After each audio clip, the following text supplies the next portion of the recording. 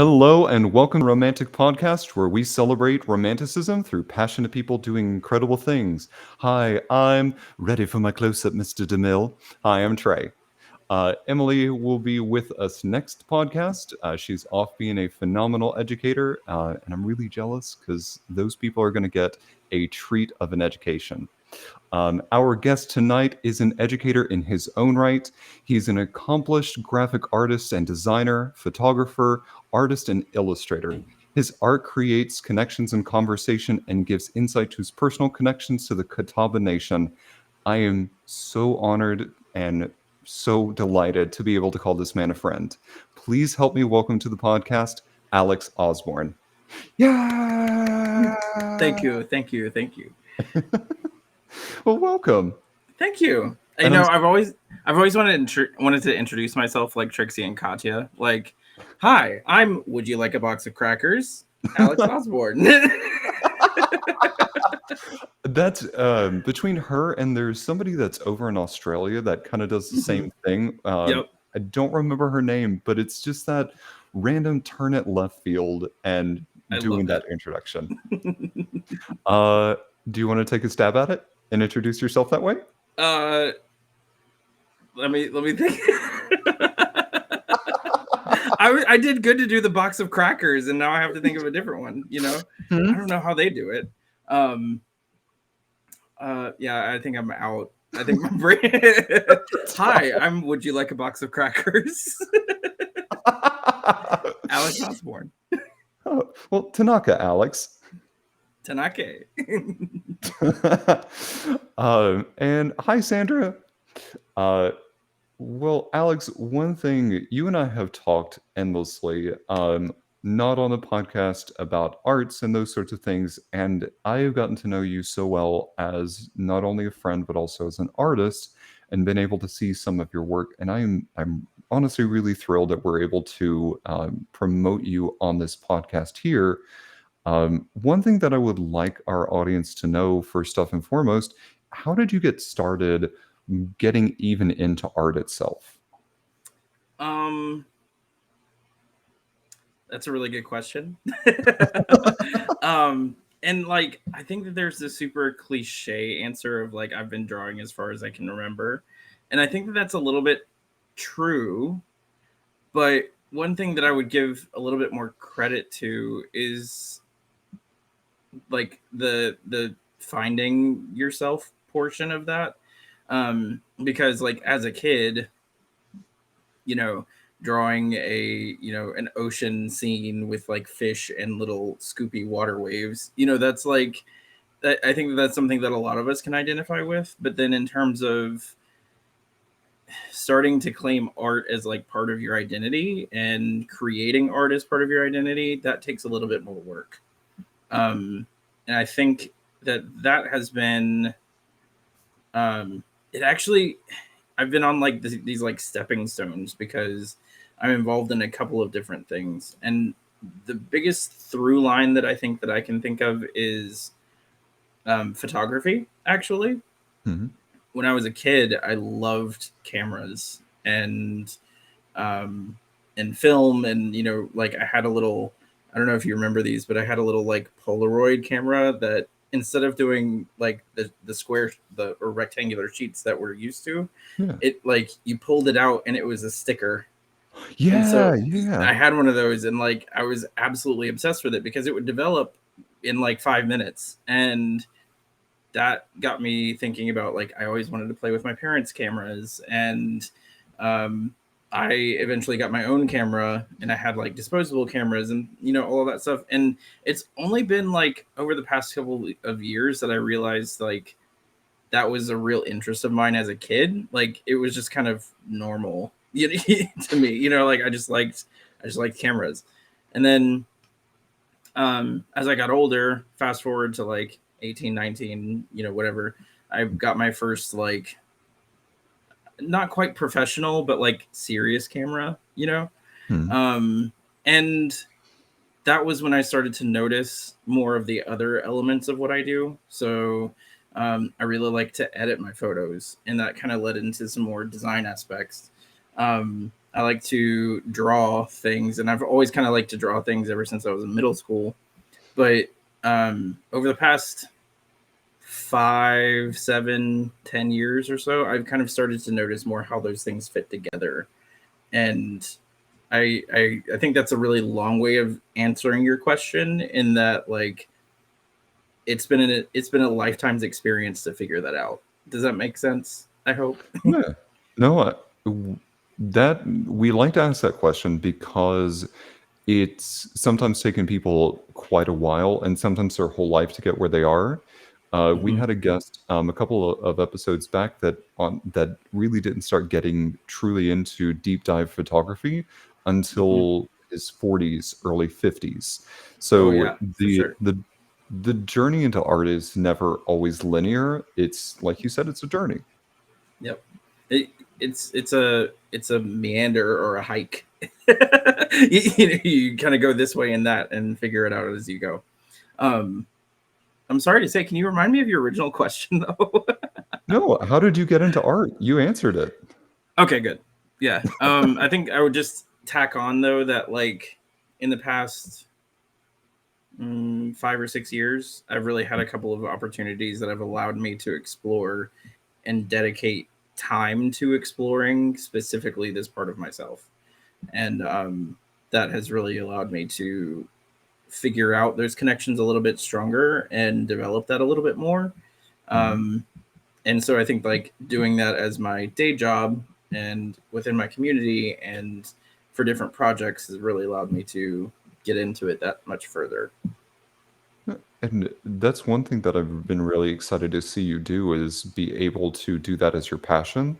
Um, I see lots of posts on Facebook about where you're taking different pictures, either for Alex or for yourself, or you post a new edited image up there. Mhm. It is incredible, and I love the work that you do. Thank you. Thank you very much. I'm really lucky because like over the past 5, 6, 7 years, I've been able to do it as part of my job. And I think a lot of us, on the outside really underestimate the amount of time that are we like, not maybe, I mean that respectfully, but like we don't think about how much time goes into our like day jobs, right? And Hmm. so when that is also a part of something that I love to do, then I have really I've really been lucky to dedicate so much time to everything. That's one of the things that while I enjoy like my corporate job, it's I would love to be back on the stage. I'd love to be back performing or like here sewing. And please ignore the stuff behind me. Um, but it's so nice to be able to combine what you love and get paid for it. Yep.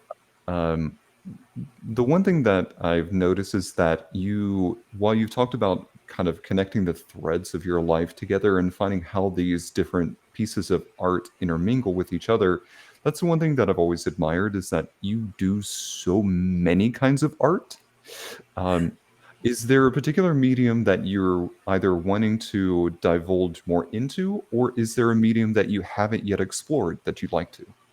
Ooh, ooh, you're coming with the heavy hitters right now. Um, so for anybody that hasn't seen my work, I consider myself a very experimental artist. I primarily do digital work now, but you know, an art teacher that I had in high school, I don't know if he was throwing shade or if he was actually giving me a compliment, maybe a little bit of both. But there was a piece that wasn't turning out how I wanted, and so I literally took like a Sharpie and India ink and like covered half of it up. And he was like, "You're very good at making a mistake look like it was intentional." And I was like, "Thank you?" Question mark. I don't know, but thanks. And that was a bit of a realization too, because like I just kind of like to see how things go. Um, so coming back around to mediums, I I think to the first part, I think I'd really like to, like if I had more time to dedicate to it, maybe explore a little bit more of like tactile artwork. So like more textures in like paintings and things like that. Like I think that builder gels are really fascinating, or like builder mediums where you can like mix this like medium with acrylic and like build it up on the canvas. Um, I'd Okay. I'd really like to kind of see what I could do with something like that. But that said, I come from a culture where like sculpture is like our traditional art, and I've never been a sculptor, and so I don't know, like I don't know. I don't really trust myself with 3D work. Why? I don't know. I have such a hard time visualizing it, which is really ironic given that I like draw and everything. But I have a really hard time visualizing things in like clay or in like some sort of like physical medium. And so like I would like to see what I could do more with that, but I don't know. I need to think on that some more. No, it's totally fair. I'm such a klutz. I would either find my finger in like buried deep into the clay, or Yep. when it gets kiln, or I kind of put it into the kiln, I walk away from it. I'm like, why am I stuck? Oh no. Now, No. Oh. Mm-mm. but no, I get that. Where is it? I had a thought, and then it just wound up leaving me. Um, but you kind of talked about like culture of sculpture or those sorts of things. On the flip side of that, what is a medium that you, if you were asked to do it, you're like, yes, give me more, give me more of that. um, I one of my favorites to work in, and I don't do it as much anymore, is like pen and ink. Mhm. I love playing with papers and surfaces and inks. I just think that like the way that they interact with each other is really, really amazing. And I still love to do it from time to time, but having invested so much in technology, like, iPads and different like digital forms of artwork that can really emulate or mimic the same effects, I have a hard time justifying spending that much more money on like inks and papers and all of those things when I can essentially create the same stuff. Now, there's something to be said about tactility of, I still love to buy those things and make things with them, but I just don't quite as much just because of what's at our at our disposal digitally. For sure. Um, I really love the physical. I've grown to love digital art a lot more because you're able to do so much with it. Hmm. Not that you can't also do some similar things with physical art, but there are limitations. And so, Yep. like with any medium, you get positives, you get negatives, but you also have to understand the complexities behind them when you go and look at Absolutely. something. Um, Cause, who's one of our regular subscribers in the chat, wants to know if that is a kraken behind you. I think so. I imagine so.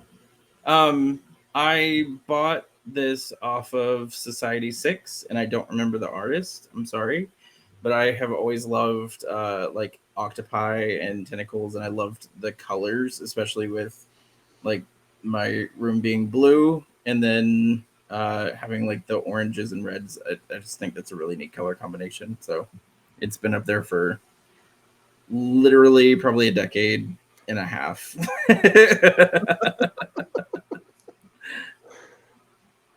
Um, And thank you. uh, so, kind of getting into your artistic process, one thing that I've always been really curious about is when it comes to more your digital art, what does that artistic process look like? To go from idea to fully conceived uh, product.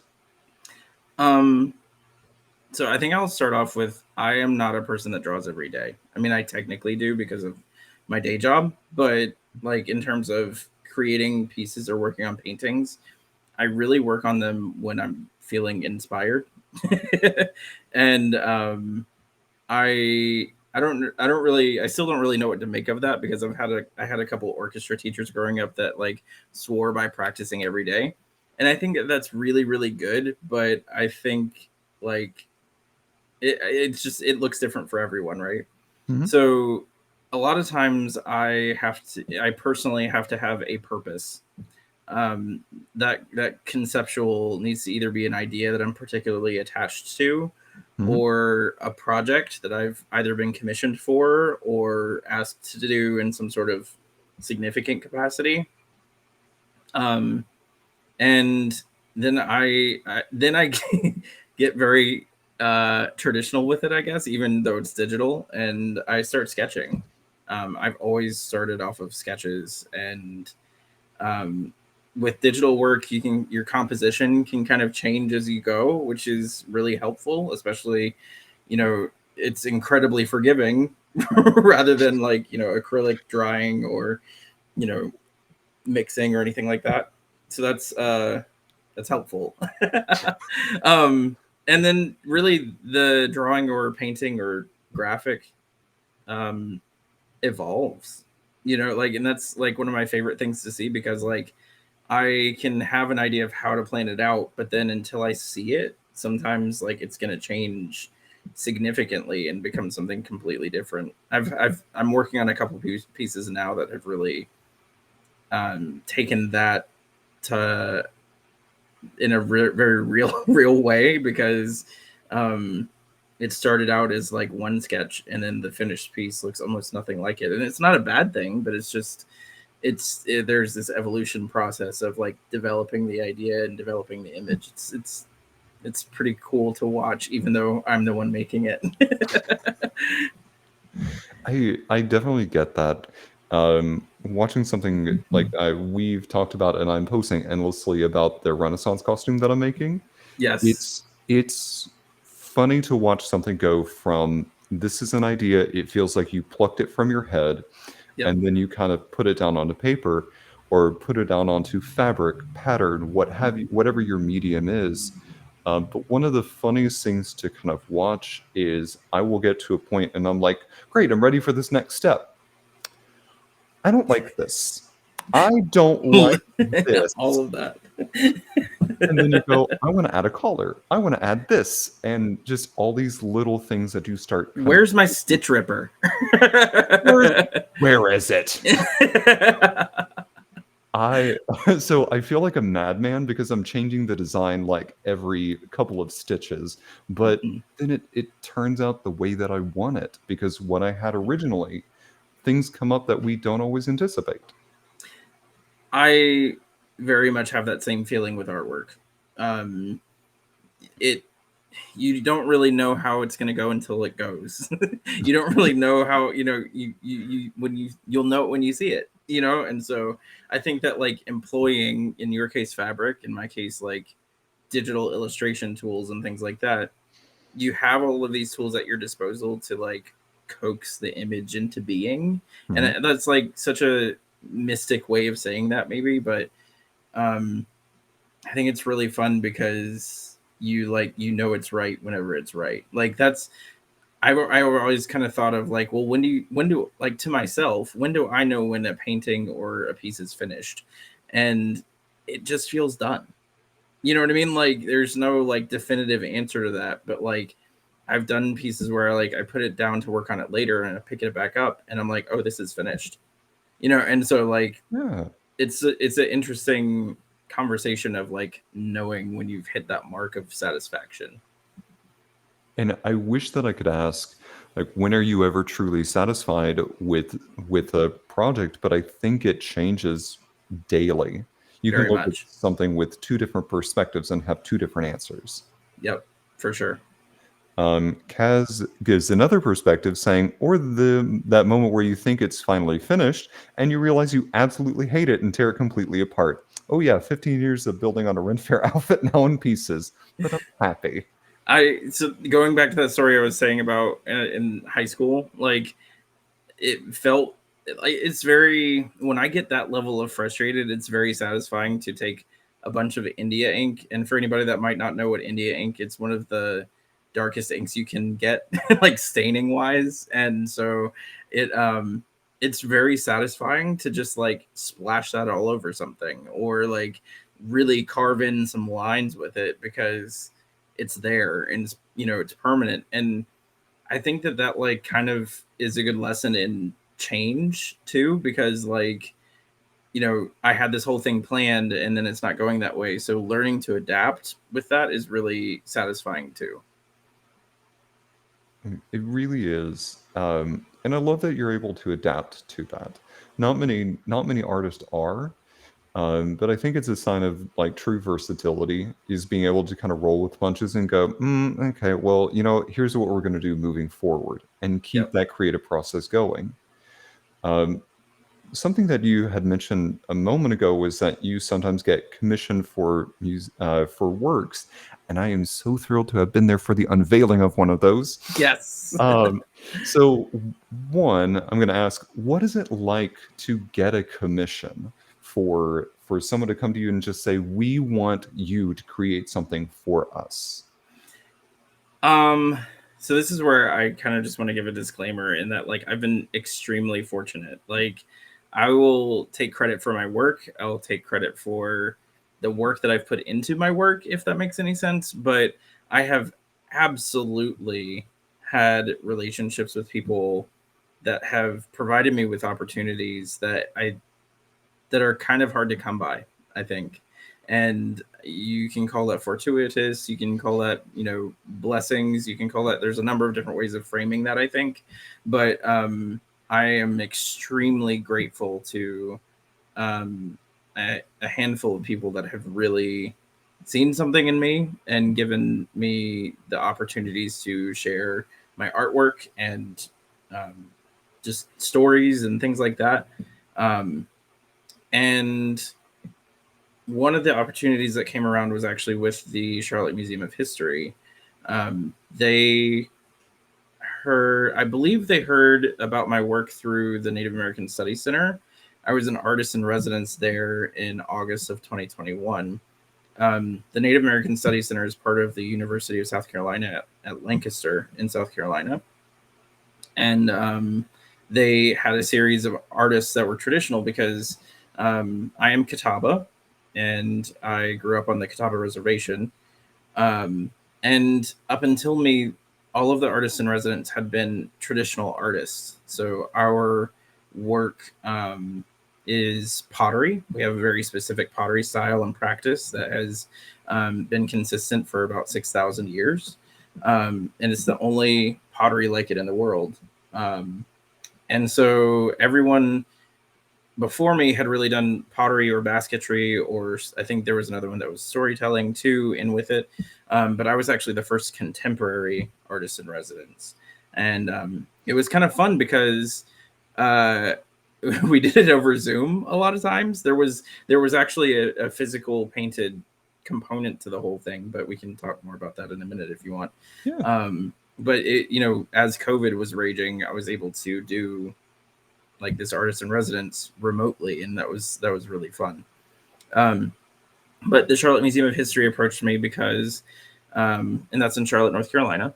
They have a series of paintings that they commissioned in the community called the Path of Portraits, and each one of the portraits there, with the exception of one or two, I'm not sure which, are of people. Like the entire point of the series is to depict people that we have no idea what they looked like, and so we have limited records or methods of seeing what this person might have looked like. And so the person that I was commissioned to paint or illustrate was Sally New River. Her Catawba name was Sari. Um, and she was the granddaughter of a prominent chief of ours named Nopkehi, who has been memorialized in a lot of our pottery work. But she inherited this mantle of leadership, which was not common for her position. We had women leaders within the tribe and things like that, but we did not often have them in this particular capacity that she ended up, leading us in. And so they asked that I create a piece based on Sally New River, and I think it turned out pretty cool. But Trey came to the unveiling. I'm really glad that he did. Thank you so much. Welcome. Um, but it was a really neat adventure to explore that piece. So Okay, let me just say that while I love a good disclaimer, also, sir, take credit. Like that is an amazing accomplishment. thank you. Well, and I do take credit for that. I don't want to minimize the work that I've done by any means, but both the way that I was raised and also just like the community that I surround myself with, um, there are very few things that we do alone. And I think that it's worth noting the opportunities and support that we receive from the people around us. And that was really my intention with that disclaimer, because I could not be here without, shout out Brittany Taylor Driggers. She is the director of galleries at the University of South Carolina Lancaster, and she has been a wonderful mentor to me. So people like her and many others that have afforded me the opportunity to do the work that I do. That's one thing. We were talking about this in the green room right before the show started. But that is one thing that I love about your perspective, is that it's always this very world-centric sort of view and very community-focused perspective. You take influences of many different things and then proceed with a statement of support that encompasses all of that. And that's what I've come to really respect. So I'm sorry, Trey. You sound really muffled, but I'm not sure if it's me. Okay. Oh, you're better now. Okay. Uh, Cool. sorry, Not to be folks. self-serving, but can you say that again? I would be happy to. Um, let me just double check my mic really quick. Emily, Yeah. if you will please edit this part out. Yay, edits. Okay, does that sound better? Yes. Okay. Uh, sorry, folks. I'll say it directly into the mic just to make sure. The one thing that I've really come to appreciate about you as a person is that you are so world centric of many different things. It's always about community whenever you speak. You take so many different influences of this thought or this thought or this thought and combine it in a way and then speak forth with that thought that encompasses all of that. And so that I really respect that about you, not only as a person but also as an artist. Um, Hearing your speech at that gallery opening or at the unveiling that you just mentioned, that was a very well given speech, but also a very thoughtful speech. So that's just my I'm trying to boost your ego here. Thank you. Thank you.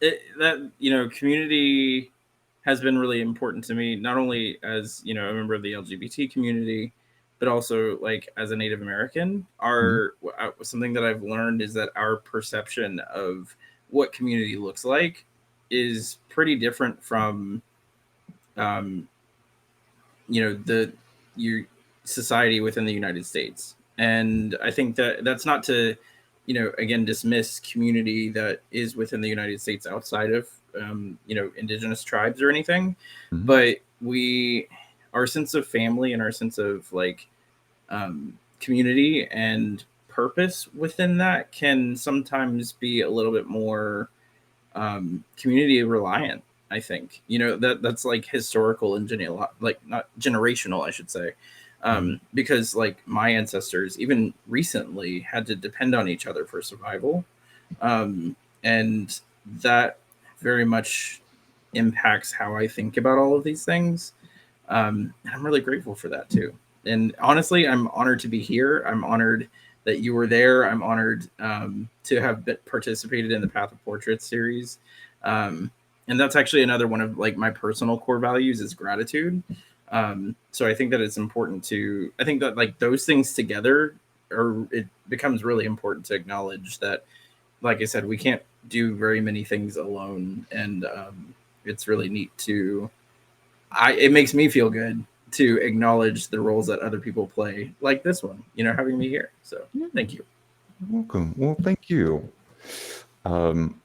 The the one thing that I would kind of like to talk about, especially in your portraits or whatever kind of paintings that you do, your artist signature is very unique, at least from what I've seen. Can you tell us a little bit more about your particular signature? Sure. Are you talking about Tanaka Alex? Yes. Okay.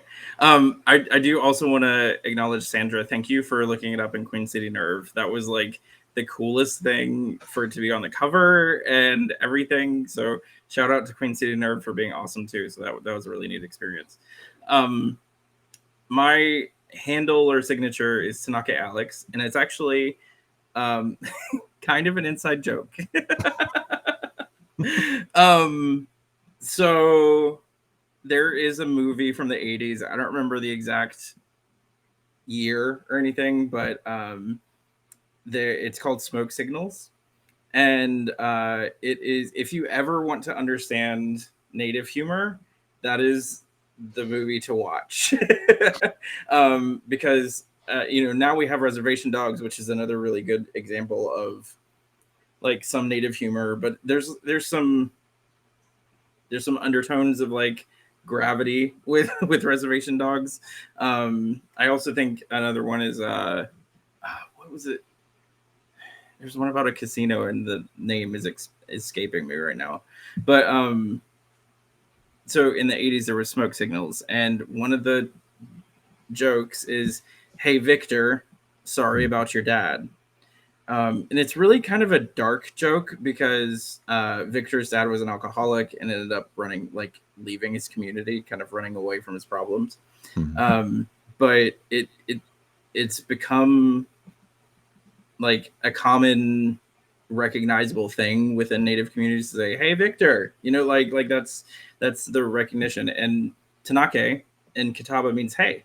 So Tanaka Alex is kind of an homage to like Native American pop culture, but also like just saying, "Hey, Alex," and I thought that was kind of catchy, so I stuck with it.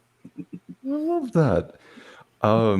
The signature that I was thinking of was also on your painting. Mhm. It's something that you kind of integrated into the painting itself. I thank you for bringing that up because I don't know that anybody has ever brought that up in an interview before. Um, I always try to integrate my signature into the painting. Because I want the emphasis. The signature is to mark, in my opinion, that I made the piece, Mhm. and I think that that's worth saying or doing rather. But I have always wanted the emphasis to be on the work itself, not on the signature. If you look at like paint, lots of paintings, there are some artists, like especially I'm really talking about like historically, who have very large signatures at the bottom corner, and I've always thought that was a little bit pretentious. And I think that I probably did that some in middle school of like sign the bottom right corner. And I put watermarks on my photos from time to time. Like I don't think there's anything wrong with that per se, but I I've always thought it was neat to like find something within the piece, but also like for it to not be obtrusive into the work itself. And so, Mhm. as a digital artist, it's very easy to zoom in and you can kind of make it blend in a little bit, but then it's also visible as my mark. So I thank you for picking that out. You're very welcome. Um, So within that, there's also, and I don't know if I'm like calling it the right thing because I'm referring to more as a signature because I remember that as part of your speech. But then there's also that kind of symbol that Mhm. slightly changes between that. Is that the signature, or is that? Can you talk to us a little bit about what that symbol is? Sure. So when I was doing my artist in residence at the Native American Studies Center, I started doing something that I've just kind of called seals, and part of me would like to come up with a better name for them, but that's like all I've been able to think of. But there are circular marks that tell a story within a story, and um, they might be recognizable as a story within the story. You know, it might be like a summary of what's being displayed in the piece, but it also might just be a representation of what I'm seeing within the piece too. So to the viewer, it might be nonsense, but to me, it could be telling a story. And I've actually had both where it's telling a story, and then other ones where it's just kind of like a vague resemblance of something. But I've enjoyed doing that because it's just like a mark that is kind of identifiable as mine. So it's not really intended as a signature per se, but it's just kind of something that I started doing and will probably keep doing because it's unique and it's kind of fun to like doodle, you know, once you have started the piece. So Well, I love it because it's for me that has almost become your signature, mhm. um, because it's something that I don't see anyone else doing, and it's so quintessentially like yours that anytime I see it, I go, "Yeah, that's Alex." Thank you. Yeah, it's I've started doing it in all of my like bigger pieces too. So like I think that part of me hopes that like years down the road people will see it and be like, that's an Alex piece. So thank you. God, I one day in 50 years will own an original Alex You know, Osborn. hair flip. Hashtag hair flip. I'll have to find a wig. I think you can pull one from Alex. I'm sure Probably, that. probably. How many does he have? Like, I don't uh, know. I have no idea. But um, oh, it go ahead. is really fun to see how many wigs he has though, and I love like just looking at them. For reference, if you don't mind me taking just a brief moment to plug him, we're talking about Alex's boyfriend, Alex, who also streams on Twitch. You can find him at Peanut Pie on pretty much most social media. And sometimes on Thursday or on Sunday nights, he will have random, like, you pull a wig or choose a number from a wig, and he'll wear that for a couple of minutes. It's hilarious, and he's an absolute goofball, and I love him very much. We were talking about earlier in the green room, right before the show started. Um, Admittedly, this is where I wish that I could be a better friend.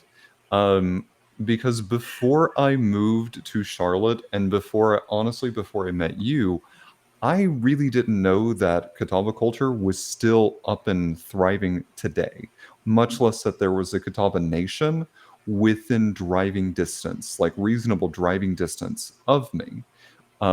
So this question is for me, but also for those at large that may want to learn a little bit more or get in touch with that.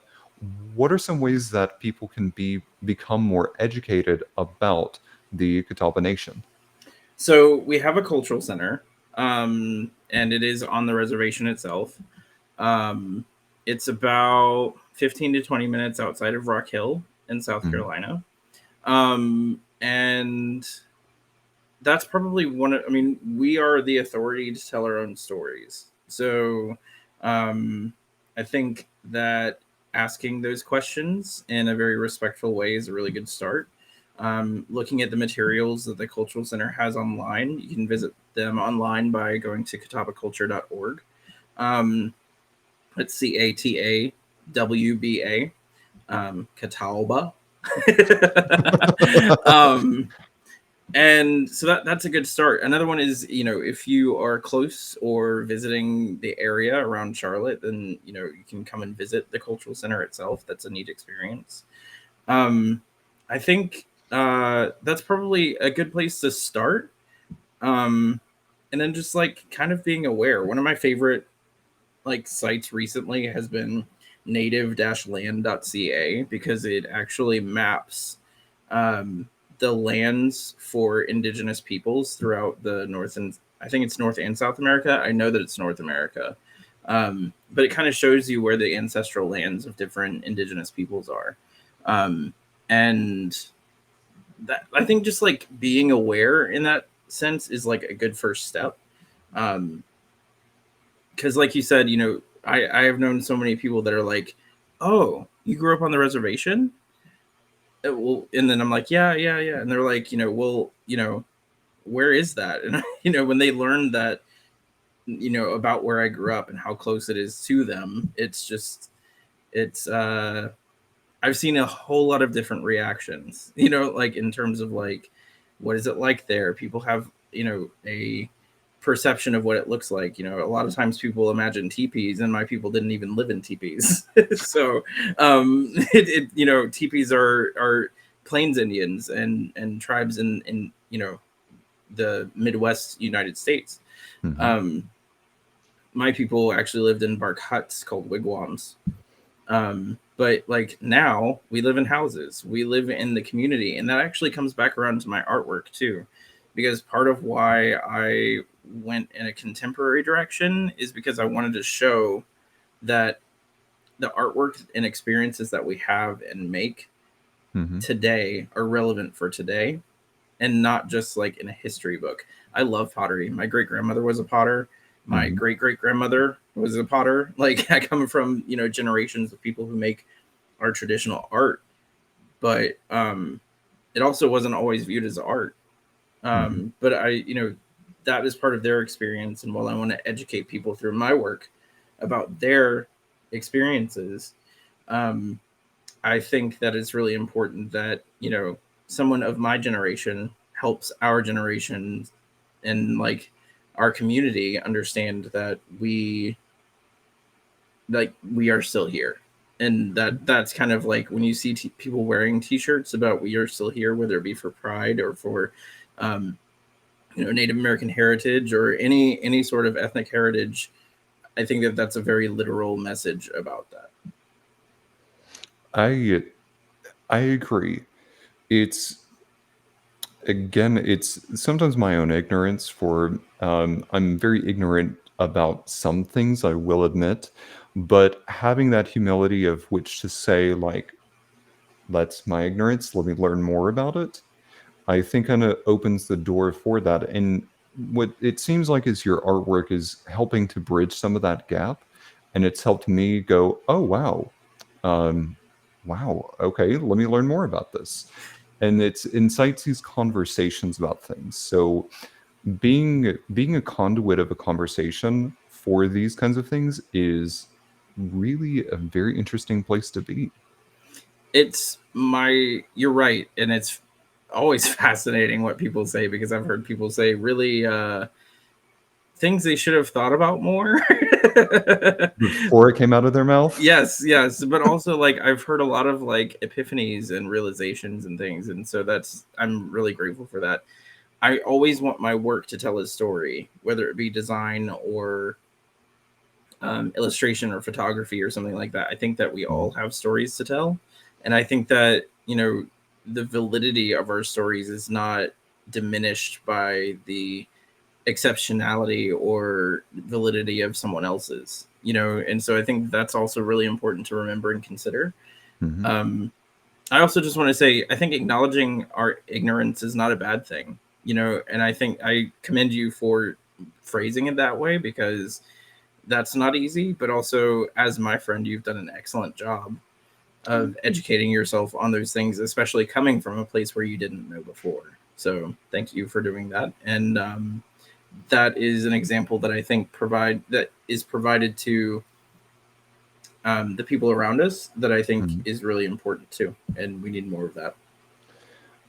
One thing that kind of spurs me, and this is going to be a little bit of a longer rant, but I was thinking about this all day. Not rant, but longer thought process. So bear with me.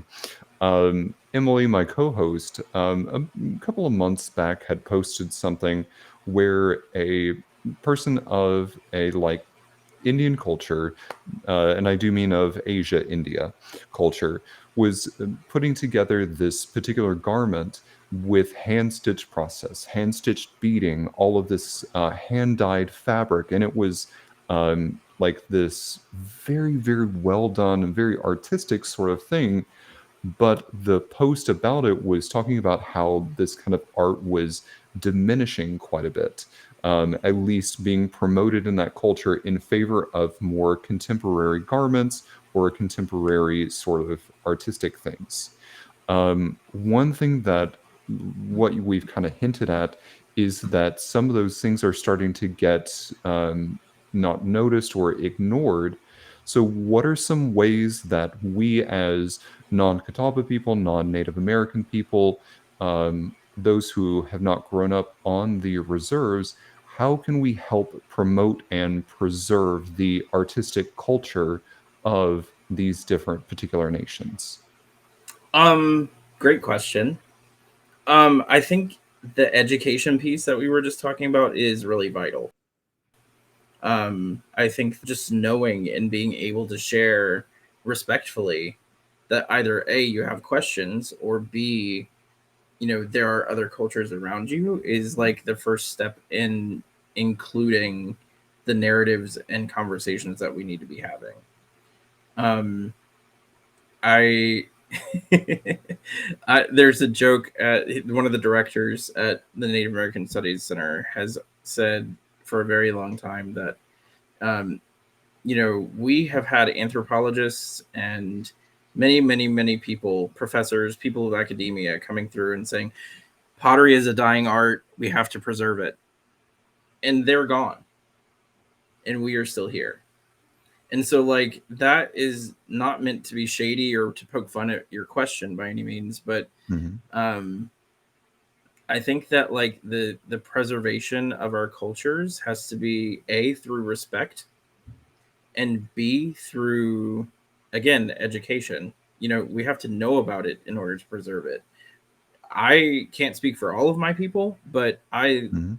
love having the support of people outside of our community to preserve our culture, whether that be you uh, commission an artist, and that's not meant to be self-serving, but like having a conversation with a native artist to make you know beaded earrings, or a pottery piece, or something like that. Those things are part of what keeps our artwork in our community alive, whether it Mhm. be through the financial contributions of this person can continue to make those things, Mhm. or it could be this is a piece of artwork that has been obtained is going to be preserved and cherished. So I think that there's a lot of ways that we can do that, but um, education through conversation, like what we're doing right now, I think has a really big impact. Okay. One thing that I hope that you continue to do is help to educate me, whether it be with a festival that's coming up or if there is anything going on in Charlotte. Like, will you continue to share that with me? Always, yeah. And actually, there's one coming up in November. It was actually just announced. So if you go to Catawba Nation on Facebook, which for some reason we're still on Facebook, I don't know, but there is. They just posted an event, I think either today or yesterday. It is called Yapi Iswa, and it's one of my favorites because it was from when I was a little kid. So Kaz, that is spelled Catawba, Catawba, and the festival itself is called Yap, which is YAP, Yi, which is YE, Mhm. Iswa, which is ISWA. And that translates to Day of the People of the River. Our fun fact about languages, because Trey knows I'm a language nerd. Yes. um, so Catawba is actually a name that was given to us, and I'm not exactly sure who gave it to us, but our name for ourselves was Yeisware, which is people of the river, and the Catawba River was actually named after us. So, there's a chicken or egg situation there a little bit, but I think it's really cool that the river was named after us. Um, so, Yapi Iswa is one of my favorite festivals, and it's just a cultural celebration. Um, and there's a lot more to it that even I don't know, I'm sure. But there's dancing, and there's food, and there's like an artist market and everything, and it's actually held at the Catawba Cultural Center.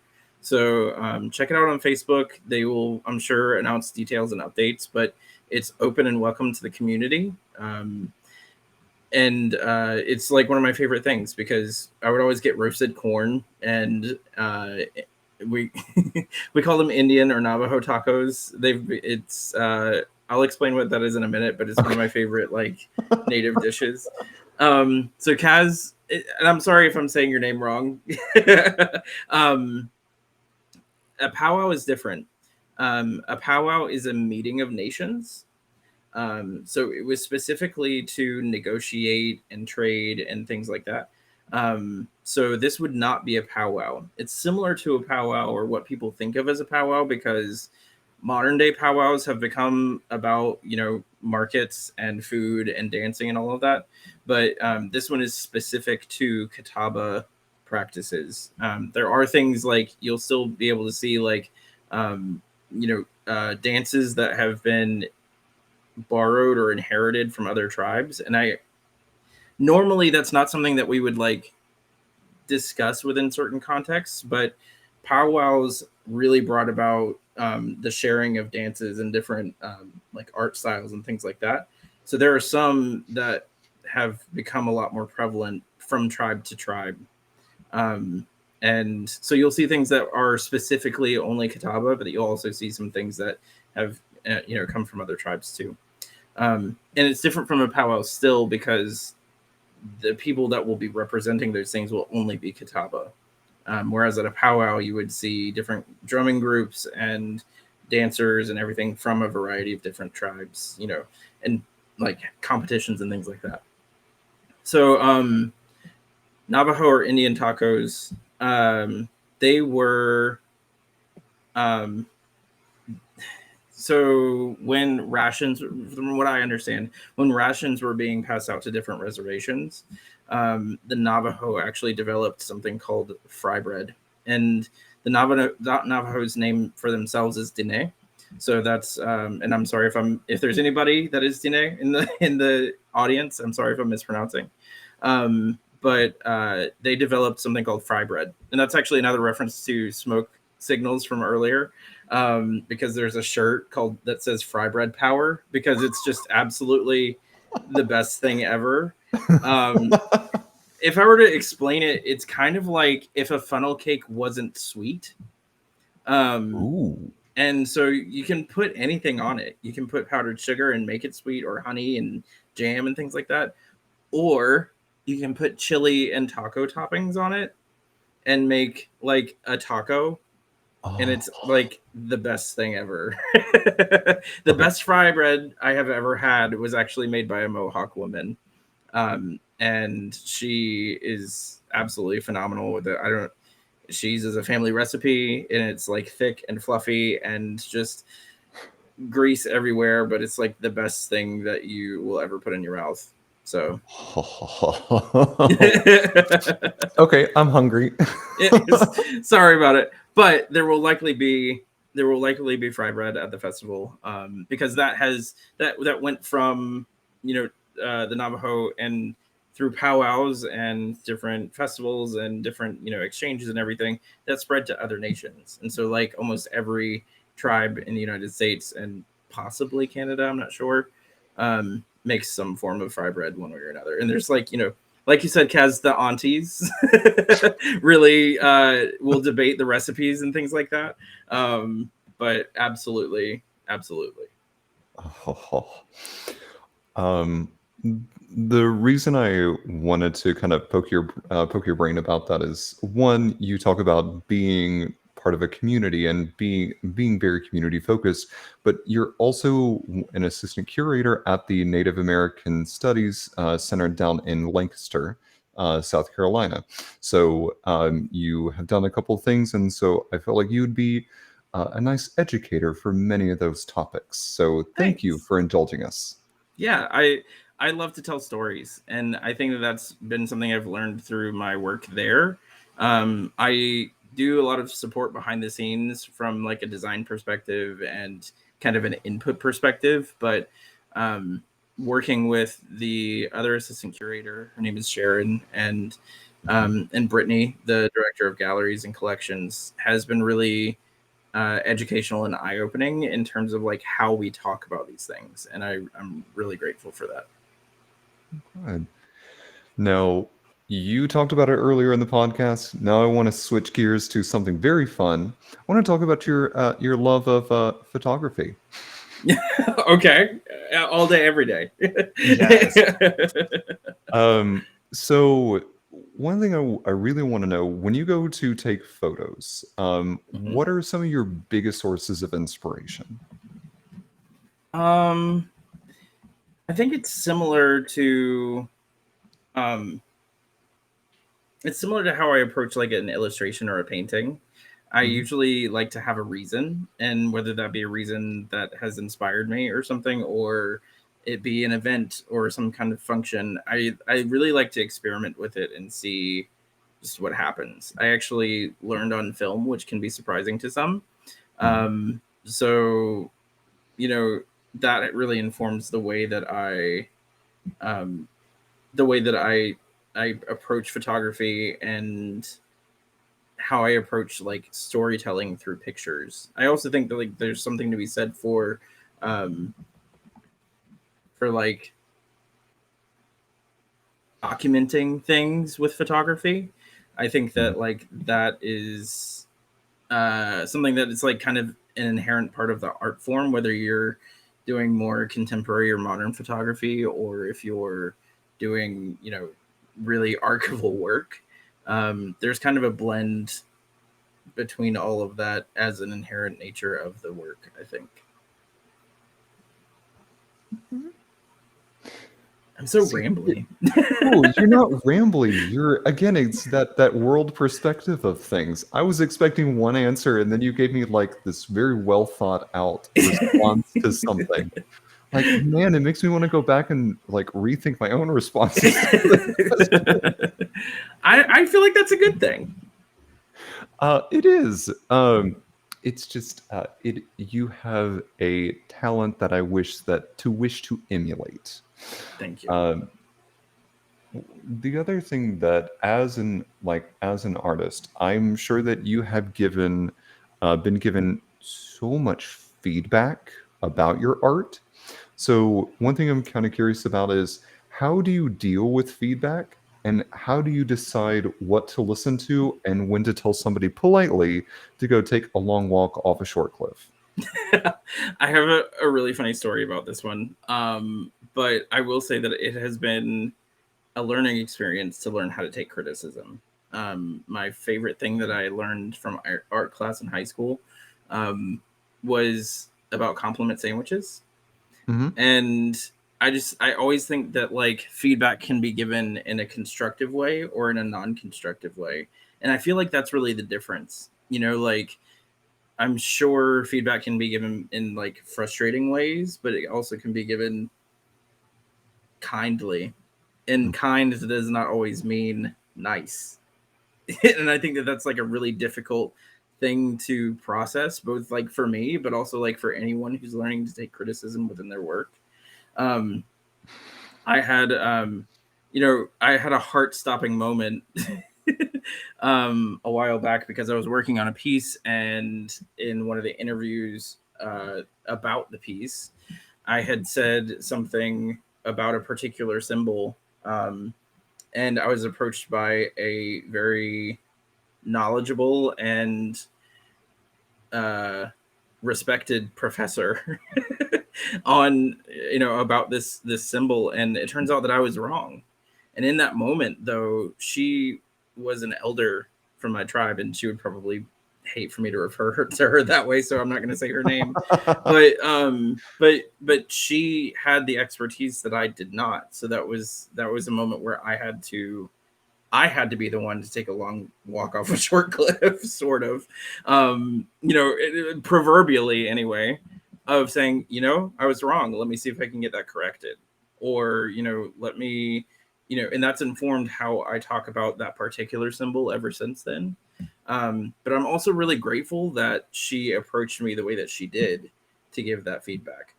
Um, the story that I was going to tell is that I worked for our tribal government for about 3 years, collectively much longer than that, but in a creative role, I worked for them for about 3 years. And they tasked me with designing T-shirts. So I was able to rebrand our cultural center, which was really fun and really cool. And honestly, it's one of my favorite brands that I've ever helped develop. Um, and I did, I think, 3 or 4 T-shirts based off of the branding that we developed. So there were different symbols and colorways that are culturally significant. And there was research that went into these things, and we held a live stream where we started, we talked about like the offering of, hey, we have T-shirts, you can order them and they'll just be shipped to your house, and like all of this. And one of the first comments was from someone who's no longer with us, bless her soul. But they said that doesn't look very Catawba to me. And that, like, in terms of accepting feedback and criticism and taking it or not, I think that all boils down to perspective, because I cackled for days about, like, all of the work that went into these designs. And then someone within my own community said, that doesn't look very Catawba. That I think that her perspective on that was really was valid, in the sense that, like, that was not her interpretation of what Catawba looks like. However, it her acknowledgement or lack of acknowledgement for the Catawba-ness of these designs didn't invalidate that I put in the work and the research to do them. So art in perspective is a really interesting and fickle thing sometimes, because I can say that I don't like that piece. That doesn't make it any more or any less important. Mm-hmm. And so that's kind of become, in my personal work, that's kind of become the approach that I've started to take with some of the pieces. People can like them or not, and I'm sure there's plenty of both. But the opinions that I listen to are the ones that are going to back it up with, this is why, or and that why could be like, I just don't like it. Like, but objectively, when people actually think about the message and the storytelling, or have a good reason, which, thinking back, this woman did, because her experience as a Catawba person wasn't represented in the work that she saw. So while I certainly would have liked for her to have delivered it a little bit differently, it was very much a lesson in taking feedback one way or another. Yeah. But what a thing to say, because it speaks to what you were talking about before. Kind of your interpretation of work is looking at something and bringing a contemporary focus on something. And I almost kind of wonder what was missing from that would almost spur her to say that. I think just like within any community, there is. Kaz mentioned aunties earlier. Yeah. And one auntie's recipe is not as good as the other, and the only real difference is like half of an ingredient, right? And so I think that, like, there's discussion around, like, well, this is my interpretation of that, this is that person's interpretation of that, and this person will argue until they're blue in the face that that is not the real way to do it. But if anybody else were to say something, I'm sure they would all be fighting on the same side. Uh-huh. So, like, it's very much an example of that too, I think, of just like, maybe with more discussion, they would have seen the background to it a little bit more or something. But I don't know. And I think that's where I find myself really enjoying your work, is because it invokes that conversation, like I mentioned before. And I wish that more people, regardless of the artistic culture or whatever the medium happens to be, I wish more people would talk about art. Me too. And just say, here's what I like about it from that objective perspective, and start to verbalize some of that. If you're not able to verbalize something, I'm going to make a controversial statement. Please don't come for me in the comments. But my personal perspective is if you cannot verbalize something, you haven't thought about it enough. And until you can verbalize why, give pause for thought and then be able to give your perspective. I was thinking about this the other day. I think that, you know, that critique process in art gives us a foundation to have more difficult and complex conversations. Because, like you said, if you're able to process and think about how you would talk about a kindergartner's drawing or a high school student's art submission, that can be really parallel to the way that we need to talk with each other about other issues. You know, like we don't necessarily need to agree on something, but this is why and this is how. It becomes not just a one-sided conversation and more of sharing an experience and then understanding why someone thinks the way that they do. And I think that that's really fundamental and honestly lacking a lot in society now. And so I really appreciate what you said about like pausing and thinking and reflecting, because we have to do that in artwork. And in a way, by making artwork, that's one of the things that I'm doing because I want to inspire those conversations and tell a story from that perspective. But I think that like creators and people within our communities need to have that element so that way we can like work to make things a little bit better, I hope. I agree. One thing that I'm always thinking, because you're always taking photographs of something, whether you said that you before that you need an inspiration for something, but I rarely ever see you without your camera, just like FYI. So, like, I'm gonna call you on that just a little bit. So one thing I will say is, what do you like to take photographs of the most? Mhm. And um, what has been like your favorite photo shoot that you've done? Great questions. I'm gonna check you on your calling out because my phone doesn't count. Uh, j- I'm sorry. I'm sorry. Your Nikon. I'm sorry. The physical handheld camera, sir. I see that in so many pictures that Alex posts. So do not start. Do not start with me. My phone doesn't count. No, I'm just kidding. I love that I said that, and I literally bought my phone for the camera, so I guess that didn't really work in my favor too much. Um, I uh, I will say though, in that I think inspiration can come from anywhere. Um, you know, I'm inspired by my friends all the time. I am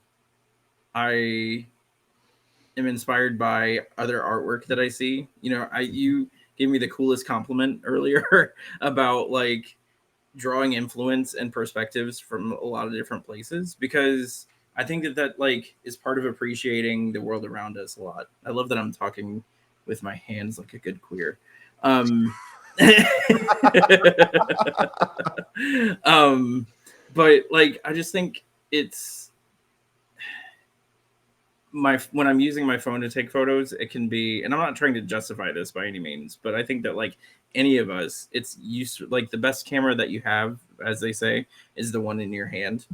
And you know, phones can be really great cameras now, or they can be really terrible depending on how you use it. um, Yes. but it's just it. I really want to drive home the point that like we can be inspired by anything. We can be Mhm. inspired by an interaction that we see between other people. We can be inspired by a mural that we passed by that we weren't expecting. That's like one of the coolest things, in my opinion. Like when you look back and see a giant mural, like that's so fun and inspiring. And so then I have a camera to take a picture of it. Um, favorite photo shoot? I don't mean to sigh so like depressing sounding, but I just I love all of them, to be honest. Some of them probably were more work than others, I guess. Um, for a little while, I was working with a model named Janelle, and she was really great to work with. Um, I just love taking pictures of people. I'll take pictures of, like I said, anything that inspires me, or a landscape or feature, or whatever. But I love capturing the like memories and like essence of people, as cliche as that sounds, because Mhm. I think that it's really neat to see what a person is actually like if they're talking or laughing or telling a story. I think that that's kind of one way that we can remember that by.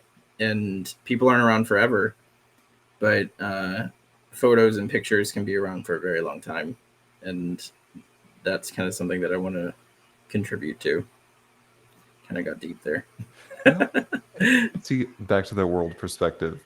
But it's the thing that you said, you love to catch people when they're talking, laughing, singing, doing something. It's not all about the Instagram like pose, blue steel pose. It's being natural and capturing people like who they are. Yes, and that's actually always a goal with my photos, is that like I usually do very minimal retouching. I like to make people look their best. But I still the key is that I still always want people to look like themselves. Mhm. um, you know, People always joke about like, oh well, can you shave off like 30 pounds? And I'm like, well, technically, but like that's not going to look like you until you lose those 30 pounds, or you know, change that one thing about yourself that may or may not need to be changed, based on your life experience or whatever. But I like to see people for who they are authentically. Mhm. And I when I'm doing portraits, which are my favorite, I always want that to show. That we have a joke here on the podcast that we're trying to round up as many artists as we can. We're going to take over a castle that's here in the United States, actually. Mm-hmm. We've got a whole army at this point. Kaz in our comment section and in our chat makes horse armor. So we're going to have Amazing. horses, armor. We have some folks from Black Fade who will be there to join us. We have someone who makes fairy wings. Um, So cool. so this is your official invitation to join us whenever we have that takeover. That sounds amazing. Keep me updated, please. All right, Kaz, we got our wish. We got another person. I don't know that I can contribute to the fantasy vibe, because based on what I've talked about here, all of my fantasy stuff is probably like rooted in like cliche native lore. But I can take pictures. And I'm decent at it. Hey, that is fine. As long as you're being supportive, that's all we ask for. Absolutely. Um, well, few more questions here. One thing I would love to ask you. So, say I am someone who is just getting started in digital art or photography or art in general. Mhm. What advice would you give to somebody that's just starting out? Do whatever you want. Ooh. And that's I think I was asked a similar question when I was doing my artist in residence, and that was like the answer that always stuck with me. Mhm. um you know I think that there are so many rules to art, and like you know people have a lack of perspective on a lot of things, and I think also people um have this like box that they want to put us all in, and Mhm. unless it fits into that box, then they don't want anything to do with it, or it's not real enough, or it's not, whatever. And I think that like we can really work against that by just doing whatever we want. Do what feels right. Like draw what you think you need to draw. Draw what inspires you. Take photos how you want to take them. And I feel like that is inherently essential to the individualism of our artwork, and like contributing the stories that we need and want to share. Because like I'm the Mhm. only person that can share my stories, Mhm. like the way that I share them. And I think that any artist that is starting out needs to hopefully remember that too. And that can be a learning process. Like a very steep learning process, but like that's the goal, is to figure out who you are and how to share it. And I feel like that's what I would tell to anybody starting out. That is a phenomenal answer. I'm going to follow that up with, now it's not somebody who's just started out. It's now at 15. 15. Don't worry so much. I was figuring some things out about myself, as we all do in the LGBT community. And I was paralyzed and petrified at being perfect. And I still work against that sometimes, but I think I work against that a lot less. And I think I don't regret it, but I wonder what type of person I would be today if I were to travel back in time and just to say not to sweat it.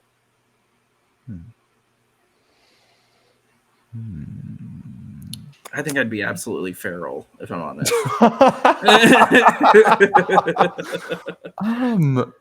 I mean, I'm pretty feral now. But, just like if I started earlier, then that could either be a good thing or a really bad thing. I don't know. But I think that's still the advice that I would give, though, because that petrifying feeling of perfectionism is really, it kills you, like, actually. And I think that we need less of that. It really does. The touch on the perfection aspect of things, like, number one, I'm in this picture and I don't like that. But it speaks to so much of just the anxiety and wanting to be perfect, and that doesn't exist. Yeah. Whatever you think is normal, it is unattainable. So I think honestly that you would still be the same, but hearing from all the work that you've done, how successful you are now, and how enriching you are making both my life and those around you, I think would give yourself a lot of calm feelings, and I think you'd still turn out very much the same, but I think you would get there faster because you know that there is light at the end of the tunnel. I just wonder if my work would be like a lot more psychedelic. Like, okay. I probably would have tried a lot more drugs, and I really haven't, and I don't intend to personally. That's just not for me. But like, no. If I didn't have the hindrance of perfection and fear of that, then like, I don't know what I would have done. So. You bring up an interesting thought, and I had not quite considered that. I will have to think on that. My last question here, or my last two questions. One, where is your creativity taking you now? Do you have anything upcoming that you would like to share with us?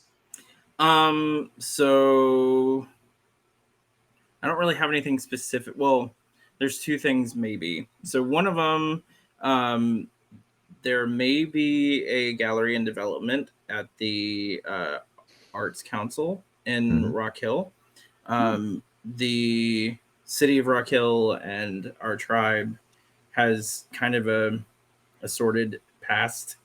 And so like, it's pretty notable that there's going to be a display or an exhibition. I don't know how much of it is public, but there's going to be an exhibition featuring Catawba artwork that may or may not include mine. I hope it does, but we will see. But some of my artwork is currently on display at the Columbia Museum of Art in Columbia, South Carolina. It is a gallery or an exhibit called Resurgence and Renaissance. Resurgence and Renaissance, Art of the Catawba Nation since 1973. In 1973, to our knowledge, that was one of the first like art exhibits that displayed Catawba pottery as artwork rather than as like something you would see in a natural history museum. So it was kind of a notable development in the evolution of our work from like functional to form. And that has really impacted both pottery itself and also like the ability that I can be here and create work that I do. So those are really the two that I would call out. The Columbia Museum of Art has done a phenomenal job of including Catawba voices in sharing these stories and these pieces. So it's very disclaimer, I love art museums, and I also acknowledge that they can be extremely problematic in terms of like, colonization and appropriation and taking things that they shouldn't. Uh, England, but they've done a really amazing job at like including us, like giving us a platform to tell our own stories, which is very notable and also like extra notable for an art museum. And I think that deserves to be like commended. So it's been an honor to be a part of that. But that's really the biggest thing that I have going on currently. And we'll see. I do have a quick story for Kaz, maybe. They mentioned the history and fantasy of the indigenous side. And if you would like to hear two Catawba stories, you may want to. One of them I won't share. The other one I will tell you about. One of them is called Ugani the Comet. And I may be able to pass some resources through Trey because it would just be a very long story to share right now. But essentially, the digested version is Ugani was a witch who was trying to kidnap a boy, and in the process, she fell from the heavens and became a comet. And so one of the pieces that I'm working on right now features her as an element within the painting. And I don't know that I've ever seen her displayed visually before, so this is just my like interpretation. But the other piece that I would share in terms of like our lore is the Yehesuri, which are the little people of the forest. And every culture seems to have like a version of like a sprite or fairy or something like that. But Yehesuri are trickster spirits. And I always imagine them kind of like little Lokis. And my elders say that they're not terrifying, but like to me, they're terrifying. We had stories where like they, graphic warning, like drained all the blood from someone's arm and like hung somebody from their hair in a tree with like tree sap. So like not like killed hung, but just like she was stuck in a tree with like so sorry to get a little graphic, but they like when they say trickster, they weren't kidding. So like I just imagine them being these little like sprites that were very mischievous in a very dark kind of way. Oh my God. But I don't know. That's like just something that kind of lives in my head a little bit in terms of like storytelling goes, because our elders will say, "Oh, well, it was the little people," and as politically incorrect as that sounds, it's just kind of funny whenever that's something that people blame it on, of like it was the Yehesuri, not whatever else. The next time that we go out to a local bar or to have dinner or something just kind of mischievous happens, I'm going to bring this up. Please. And If you want to see my eyes get really big because I'll forget about it and I won't expect it, then that's exactly what you should do. Be like, what did you say?